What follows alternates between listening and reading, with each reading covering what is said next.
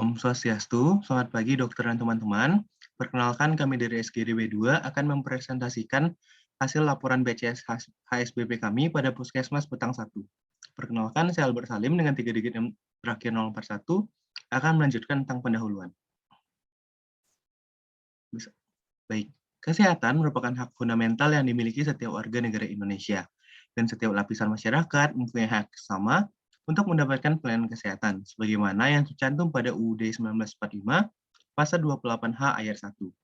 Penyediaan pelayanan kesehatan ini wajib diselenggarakan oleh pemerintah, dan pemerintah bertanggung jawab merencanakan, mengatur, menyelenggarakan, dan mengawasi penyelenggaraan upaya kesehatan yang merata dan terjangkau oleh masyarakat, di mana salah satu upaya pemerintah dalam menyelenggarakan kesehatan masyarakat ini adalah dengan membentuk instansi pemerintah di setiap kecamatan sebagai unit penyelenggara kesehatan masyarakat, yaitu Pusat Kesehatan Masyarakat atau yang dikenal dengan Puskesmas.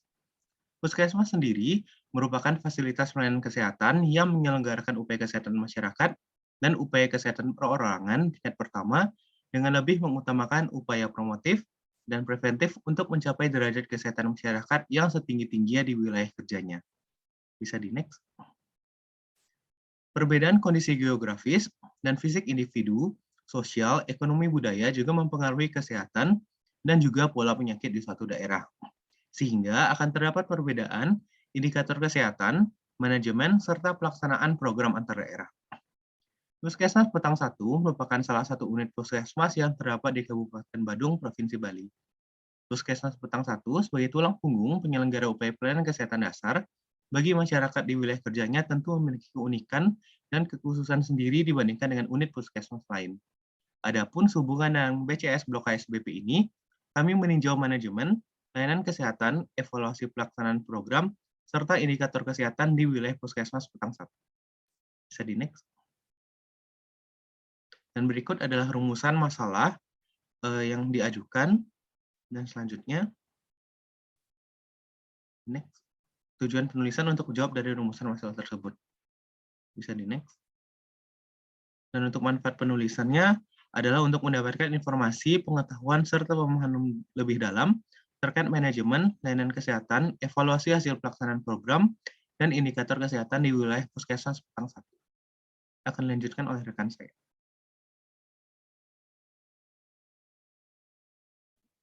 Perkenalkan, nama saya Jonathan Setiawan dengan 3 dan paragraf hatu-hatu. Di sini saya akan menjelaskan struktur organisasi dari Puskesmas ini.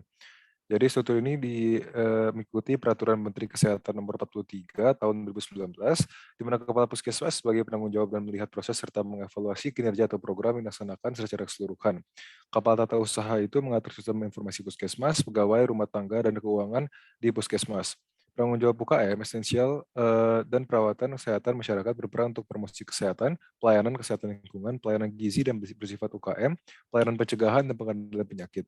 Penanggung jawab pengembangan berperan untuk melayani kesehatan jiwa, kesehatan gigi masyarakat, kesehatan nutrisional komplementer, kesehatan olahraga, kesehatan indera, dan kesehatan lansia. Penanggung jawab UKP, kefarmasian dan laboratorium berperan untuk pemeriksaan umum, kesehatan gigi dan mulut, pelayanan KIA dan KB yang bersifat UKP, pelayanan gawat darurat, pelayanan gizi yang bersifat UKP, dan pelayanan persalinan, serta pelayanan rawat inap. Penanggung jawab jaringan pelayanan puskesmas dan jejaring puskesmas berperan dalam puskesmas pembantu dan puskesmas keliling dan serta bidan-bidan di desa. Adapun juga Puskesmas Petang 1 mendapatkan dana dari 2 sumber, dari pemerintah dan juga dari sendiri. Pemerintah itu dapatkan dari APBN atau Anggaran Pendapatan dan Belanja Negara, serta anggaran APBD itu Anggaran Pendapatan dan Belanja Daerah. Sendiri itu dapatkan dari kapitasi dari JKN atau dari spesifiknya BPJS, di mana kedua anggaran ini akan diolah dan akan dibuat anggaran untuk kegiatan pelayanan dan pengadaan atau pembaruan alat medis. Bisa lanjut oleh teman saya.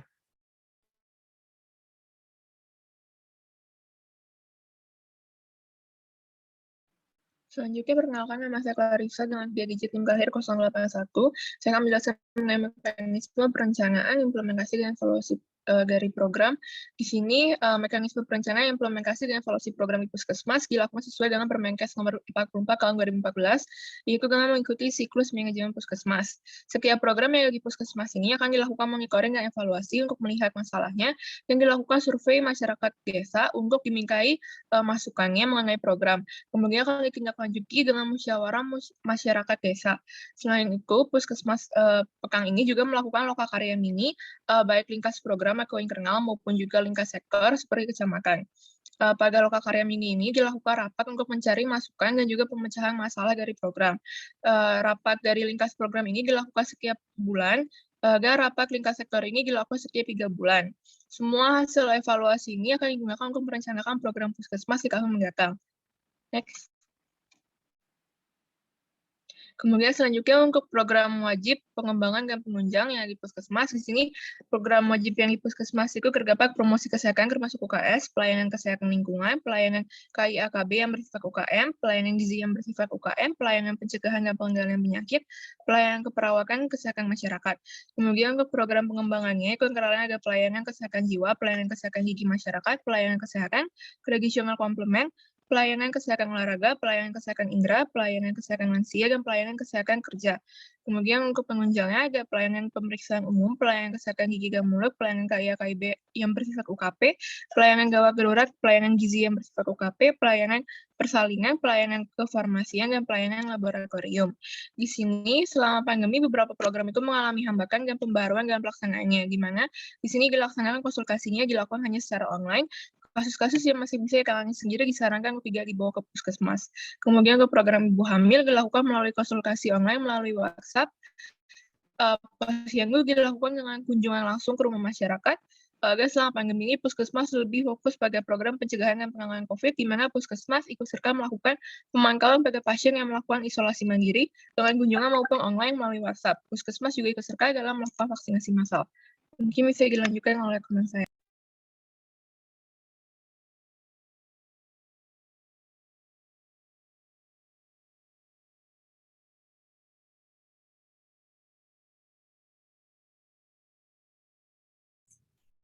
Baik, saya Raditya dengan 3 digit NIM terakhir 211. Sekarang saya akan melanjutkan jumlah kunjungan dan kasus yang sering ditemukan pada Puskesmas Petang. Jadi di sini pada sebelum pandemi, Puskesmas Petang setiap harinya bisa didatangi oleh pasien 80-100 orang. Selanjutnya pada saat pandemi hingga sekarang sudah membaik lagi, Puskesmas Petang didatangi oleh pasien sejumlah 50-75 orang. Dan kasus-kasus yang sering ditemui pada Puskesmas Petang ini ada infeksi saluran pernafasan atas, artritis, dispepsia, dan tekanan darah tinggi. Next. Oke, di sini selanjutnya saya akan menjelaskan tentang JKN Puskesmas Petang. Jadi JKN pada Puskesmas Petang ini telah mencakup lebih dari 90% dari semua penduduk yang belum menjadi peserta BPJS Mandiri. JKN sendiri telah menetapkan 144 kasus yang bersifat umum dan harus bisa dituntaskan atau diberikan treatment pada fasilitas kesehatan tingkat 1. Ada salah ketik. Yang termasuk fasilitas kesehatan tingkat 1 itu termasuk Puskesmas. Dan apabila ada kasus yang memerlukan penanganan lebih lanjut, maka akan dirujuk ke Rumah Sakit Daerah Mangusada. Next. Perkenalkan, saya Paninya Matriatmi Satyawati dengan 3 digit NIM terakhir 031. Di sini saya akan menjelaskan tentang mekanisme pembiayaan yang digunakan oleh pasien. Jadi sebagian besar pasien yang datang berobat ke Puskesmas Petang 1 itu menggunakan JKN sebagai mekanisme pembiayaannya. Namun, ada beberapa pasien, khususnya yang merupakan warga pendatang, yang menggunakan dana pribadinya untuk membayar pengobatan secara langsung, atau dikenal dengan istilah out-of-pocket payment. Nah, kemudian jika suatu saat terdapat masyarakat yang mengalami permasalahan pada kartu JKN-nya, sehingga kartu JKN-nya menjadi tidak aktif, maka pihak Puskesmas akan memberikan kesempatan selama 3 kali untuk berobat secara gratis. Namun, jika setelah kesempatan tersebut sudah habis dan masyarakat tetap tidak mengatasi permasalahan mengenai kartu JKN yang dialaminya tersebut, maka masyarakat tersebut harus mengeluarkan dana pribadi secara langsung atau out of pocket money. Kemudian next, saya akan lanjut menjelaskan tentang pasien rujukan. Jadi Puskesmas Petang 1 ini biasanya melakukan rujukan melalui aplikasi, dan rujukan tersebut diarahkan ke RSUD terdekat, yaitu RSUD Mangusade. Adapun jumlah rujukan perharinya dari Puskesmas Petang 1 ini berbeda-beda, tergantung dari kasus yang terjadi. Namun rata-rata mencapai 5 kasus setiap harinya untuk kasus yang gawat darurat. Sedangkan untuk kasus yang berasal dari poli umum atau KIA, biasanya dalam sehari bisa mencapai 10 kasus.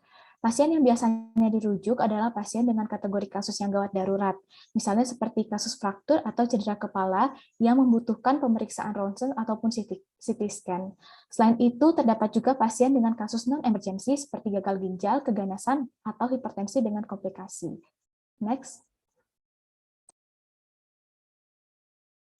Baik, perkenalkan saya Daniel Gunawan dengan 3 digit mereka 151. Di sini saya akan menjelaskan tentang wabah dan penanganan wabah dalam di Puskesmas dalam 3 tahun terakhir. Jadi selain dari COVID-19 tidak ada wabah yang terjadi di Puskesmas Petang 1 dalam 3 tahun yang terakhir.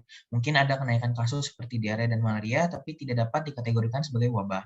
Nah, untuk penanganannya di sini kalau misalkan ada peningkatan suatu kasus tertentu akan ditelusuri oleh tim surveillance. Seperti misalkan pada kasus COVID-19, di sini dilakukan 3T, yaitu tracing, testing, dan juga treatment. Nah, di sini tim surveillance berperan penting dalam tracing dan juga testing. Kemudian selain dari 3T tersebut, dilakukan juga promosi kesehatan mengenai gaya hidup new normal pada masyarakat. Kebetulan untuk di Puskesmas Petang 1 sendiri tidak terlalu banyak angka penderita COVID-19 dikarenakan untuk daerah Puskesmas Petang 1 ini juga tidak terlalu padat. Mungkin selanjutnya akan dilanjutkan oleh rekan saya.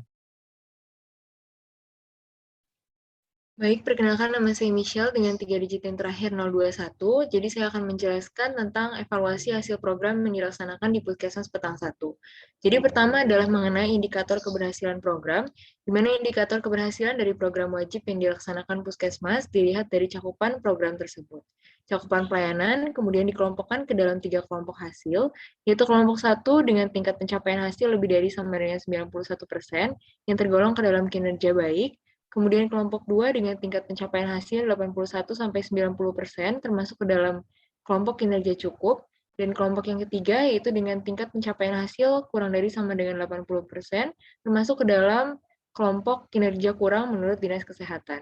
Dan cakupan ini sendiri dihitung dari setiap program dengan angka target atau T, merupakan pembagi atau denominator terhadap pencapaian hasil kegiatan atau H dalam proses pengolahan data.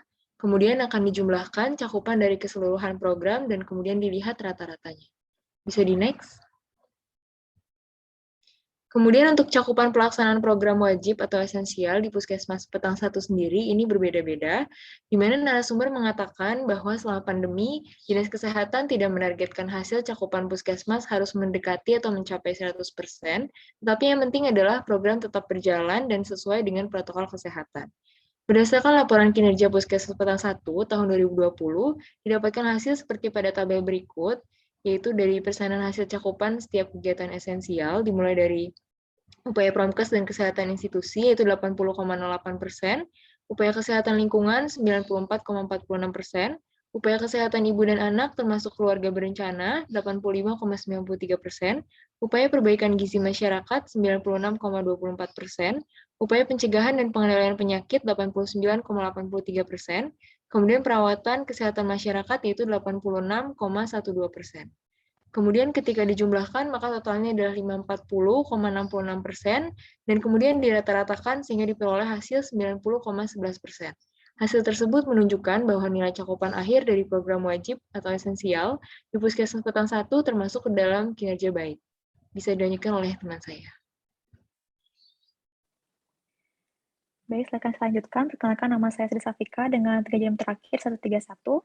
Jadi dalam pelaksanaannya, Puskesmas Petang 1 sendiri memiliki beberapa hambatan dalam melaksanakan program kerjanya sehingga menghasilkan kinerja yang mungkin belum optimal. Secara keseluruhan, terdapat beberapa program kerja yang terhambat, antara lain adalah program KIA atau Kesehatan Ibu dan Anak, Promkes atau Promosi Kesehatan, dan juga program P2P dalam tanda kurung itu adalah surveillance. Nah, pada program kerja KIA, masalah yang dihadapi puskesmas ini adalah cakupan dari program kerja menjadi tidak maksimal akibat adanya pembatasan kegiatan dalam masa pandemi. Jadi pandemi COVID-19 ini membatasi berbagai kegiatan yang berhubungan dengan KIA, antara lain konsultasi secara langsung antara ibu hamil dan juga anaknya, dan juga senam ibu hamil yang bisa dilaksanakan secara luring, akhirnya pun tidak dapat terlaksana dengan baik dan mengharuskan puskesmas untuk mencari alternatif lain. Selain program KIA, promosi kesehatan atau Promkes menjadi salah satu program yang mengalami hambatan akibat pandemi COVID-19. Pembatasan kegiatan masyarakat juga menimbulkan masalah pada program Promkes, di mana cakupan dari program ini pun juga menjadi tidak maksimal. Selanjutnya, pada program kerja berikutnya itu adalah surveillance, di mana pegawai puskesmas juga menemukan kendala atau masalah, antara lain yaitu program kerja 3T yang tidak berjalan secara optimal. Pada masa pandemi COVID-19, pemerintah menggalakkan kegiatan 3T khususnya pada bagian tracing sebagai salah satu upaya untuk memutus rantai penyebaran COVID-19. Adapun faktor yang menghambat kinerja program kerja ini adalah sebagian masyarakat masih enggan untuk melakukan tracing dan melakukan isolasi terpusat. Bisa di next. Selama masa pandemi COVID-19, seluruh elemen masyarakat, tidak terkecuali pihak puskesmas, juga perlu menyesuaikan dengan kondisi yang ada dan berusaha untuk tetap melaksanakan program kerja yang sudah dicanangkan sebelumnya. Walaupun program kerja tidak berjalan dengan optimal, puskesmas juga membuat suatu inovasi atau alternatif solusi yang dapat diimplementasikan di masyarakat. Ada beberapa inovasi yang dicanangkan dan sudah dijalankan adalah sebagai berikut, di mana pada program KIA, yaitu semenjak pandemi berlangsung, ibu hamil dan juga anak-anak menjadi takut untuk datang ke puskesmas sehingga program KIA tidak berjalan dengan optimal. Maka dari itu, kegiatan seperti senam ibu hamil yang umumnya dilaksanakan secara luring, akhirnya dialihkan menjadi daring dan dengan memanfaatkan media sosial seperti grup WhatsApp. Kemudian inovasi lainnya yang disusun oleh Puskesmas Petang 1 adalah dengan menyusun janji temu antara ibu hamil dan juga anak tersebut dengan dokter untuk meminimalisir adanya overload pasien yang datang ke puskesmas dalam satu hari dan tetap menjalankan protokol kesehatan yang ada. Selanjutnya, konsultasi dengan pihak puskesmas yang biasa dapat dilakukan secara luring pun akhirnya juga dialihkan menjadi daring untuk meminimalisir adanya kontak langsung dengan dokter ataupun pihak Puskesmas Petang 1. Untuk promosi kesehatan, pada program kerja ini, pihak puskesmas akhirnya mengalihkan program penyuluhan yang biasanya dilaksanakan secara langsung menjadi siaran keliling sehingga dapat disimak atau didengar oleh warga sekitar Puskesmas Petang 1. Selain itu, pihak Puskesmas Petang 1 juga melakukan penyuluhan secara daring melalui media sosial dengan tujuan agar masyarakat dapat mengetahui informasi terkait materi penyuluhan tersebut. Pihak puskesmas akan melakukan update media sosial seperti membuat unggahan yang membahas materi terkait kesehatan. Selanjutnya, pada program P2P atau surveillance, pihak puskesmas akhirnya bekerja dengan berbagai pihak atau sektor lain di luar bidang kesehatan dengan tujuan untuk dapat meningkatkan minat atau keyakinan masyarakat dalam melaksanakan atau melakukan tracing atau melakukan isoter. Adapun pihak yang kerap diajak bekerjasama dalam melakukan tracing tersebut adalah polisi maupun TNI. Dan ada juga program vaksinasi yang dimana pada awalnya vaksinasi ini sendiri masih kurang mendapatkan antusiasme atau perhatian dari masyarakat karena mereka takut untuk divaksinasi. Namun karena adanya vaksinasi massal yang digelar oleh pihak puskesmas di beberapa tempat seperti di Balai Banjar, kemudian sekolah juga tempat lainnya, maka perlahan angka vaksinasi pun akan meningkat. Namun saat ini masalah yang ditemui adalah pendataan yang kurang sinkron antara data puskesmas dengan pihak daerah sehingga perlu dikaji ulang kembali karena perbedaan data ini dapat terjadi akibat warga sekitar puskesmas yang sudah melakukan vaksinasi di tempat lain di luar puskesmas tersebut sehingga datanya tidak terinput di dalam data Puskesmas Petang 1. Bisa dilanjutkan? Baik, perkenalkan saya Hyang Ayudi dari Dumaranang dengan 3 digit NIM terakhir 091. Untuk komposisi penduduk di wilayah kerja Puskesmas Petang 1 pada tahun 2020 berjumlah 19.914 jiwa dengan rincian sebagai berikut. Penduduk Desa Sulangai berjumlah 4.814 jiwa, penduduk Desa Petang berjumlah 4.429 jiwa, penduduk Desa Pangsan berjumlah 2.694 jiwa, penduduk Desa Getasan berjumlah 2.123 jiwa, dan penduduk Desa Carangsari berjumlah 5.854 jiwa. Untuk perbandingan jenis kelamin atau sex ratio laki-laki dan perempuan di wilayah kerja Puskesmas Petang 1 adalah 101. Next. Untuk angka kelahiran, angka kematian ibu dan kematian bayi dan kematian balita, untuk pada wilayah kerja Puskesmas Petang 1, angka kematian ibu, kematian bayi, dan kematian balita selama 3 tahun terakhir berada pada angka 0 kasus. Untuk angka kelahiran bayi didapatkan data sebagai berikut. Untuk persentase ibu bersalin yang ditolong oleh tenaga kesehatan terlatih pada Desa Sulangai yaitu 58/52, pada Desa Petang 52/48, Desa Pangsan 38/35, Desa Getasan 22/30, dan Desa Carangsari 58/75. Untuk angka kelahiran remaja adalah jumlah pada perempuan usia 15 sampai dengan 19 tahun di jumlah penduduk perempuan usia 15 sampai 19 tahun kali 1000, yang angkanya didapatkan pada Desa Sulangai 4/378, Desa Petang 1/331, Desa Pangsan 0/179, Desa Getasan 2/130, dan Desa Carangsari 1/443. Selanjutnya akan dilanjutkan oleh teman saya. Baik, perkenalkan nama saya Hari Prambudi dengan 3 digit NIM terakhir 220. Di sini saya akan menjelaskan tentang 10 besar penyakit yang ditemukan pada Puskesmas Petang 1 ini. Bisa dilihat pada PPT. Yang pertama ini adalah infeksi saluran pernapasan akut atau ISPA. Yang kedua ada rheumatoid arthritis. Yang ketiga observasi febris. Selanjutnya dermatitis alergi, vulnus apertum, hipertensi, sefalgia, gastritis, mialgia, dan hipertensi. Ini penyakitnya sudah diurutkan melalui yang paling sering ditemukan pada puskesmas itu berada di paling atas, di mana yang paling sering ditemukan yaitu adalah ISPA. Ini pada tahun 2020 ditemukan kasusnya yang masuk adalah sebesar 15.000 kasus. Kemudian untuk penyakit yang serangan akut seperti ISPA dan diare ini, itu staf puskesmas memberikan penanganan secara langsung dan juga ditambah dengan edukasi. KIE ini dilakukan yang bertujuan untuk memberikan informasi kepada pasien agar penyakitnya ini tidak terjadi terulang kembali.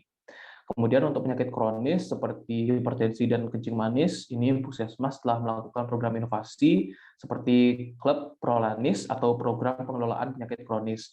Pada program ini sendiri itu pasien-pasien yang terkena penyakit kronis ini dikumpulkan dan juga diberikan intervensi berupa pengajakan seperti senam bersama, serta diberikan pula penyuluhan mengenai darah tinggi dan kencing manis. Selain itu, pasien dari Prolanis ini dibuatkan kartu kontrol yang bertujuan untuk mencatat perkembangan penyakitnya.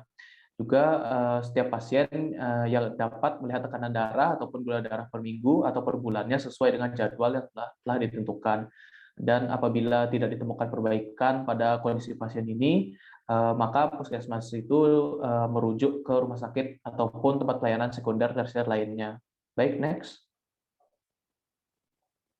Selanjutnya ada proporsi balita yang mengalami malnutrisi, baik itu gizi buruk atau gizi kurang atau buruk, stunting atau obesitas pada wilayah puskesmas ini.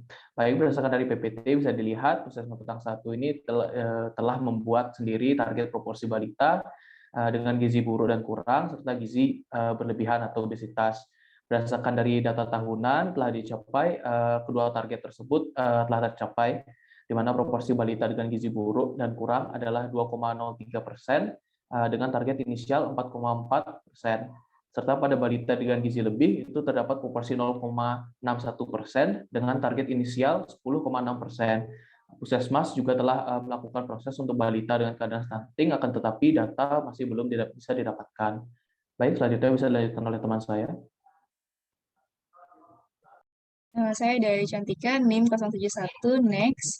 Berdasarkan laporan ini dapat disimpulkan bahwa pada Puskesmas Petang 1, manajemen Puskesmas telah diatur dan disusun dengan jelas, termasuk ke dalam kelompok dengan kinerja baik. Kemudian untuk layanan puskesmas, seperti jumlah pasien mengalami penurunan selama masa pandemi, sementara kepesertaan JKN telah mencapai lebih dari 90%. Untuk evaluasi pelaksanaan program berdasarkan indikator keberhasilan, cakupan pelaksanaan, hingga upaya perbaikan cakupan program, sudah termasuk ke dalam kelompok yang cukup dan mayoritas baik.